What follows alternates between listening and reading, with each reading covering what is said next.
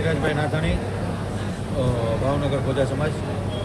આપ અહીંયા જે અત્યારે જે જોઈ રહ્યા છો એ ઇસ્લામ ધર્મના મહાન પૈગંબર હજરત મોહમ્મદ મુસ્તફા સલ્લલ્લાહુ અલૈહિ વસલ્લમના નવાસા હજરત ઇમામ હુસૈન અલૈહિસ્સલામ કે જે પોતાની ઇસ્લામની બકા માટે એટલે ઇસ્લામની જે બચાવવા માટે અને દીનને બચાવવા માટે જે કુરબાની આપવા માટે નીકળ્યા હતા અને કરબલાના રણની અંદર એમને શહીદ કરવામાં આવ્યા એમના 72 સાથીઓ સાથે. એમની શહાદત મોહરમના 10 તારીખે આશુરના દિવસે કરવામાં આવી અને ત્યારબાદ આ તમામ જે શહીદો થઈ ગયા એમાંથી પછી એમના જે ઓરતો અને જે એમના બચ્ચાઓ હતા એમાંથી ઇમામ હુસૈનની દીકરી હતા જનાબે સકીના અલૈહિસ્સલામ, જે ફક્ત એમની ઉંમર 4 વર્ષની હતી. એની ઉપર એટલી બધી તકલીફ વરસાવવામાં આવી. એમને ઓડાઓ એટલે કે જે હેન્ટરો હતા એનાથી મારવામાં આવ્યા.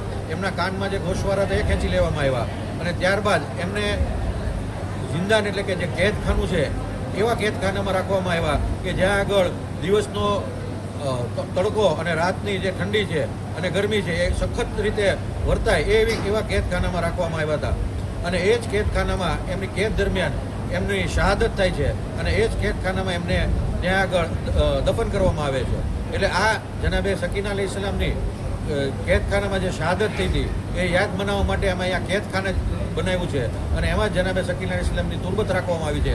આજે આપ દ્રશ્ય જોઈ શકો છો એ દ્રશ્યની રીતે એટલું ગજબ દ્રશ્ય છે કે આપણે અંદર જઈએ તો પણ આપણા આંખમાંથી આંસુ આવી જાય કે આ જે પૈગંબર સાહેબના જે ઘરવાળા છે એની ઉપર કેટલી તકલીફ આપવામાં આવી હતી આ દીનને બચાવવા માટેની. તો આ અહીંયા આપણે જનાબે સકીના અલૈહિસ્સલામની જે કેદખાનામાં શહાદત થઈ એની પ્રતિકૃતિ બનાવવામાં આવેલ છે.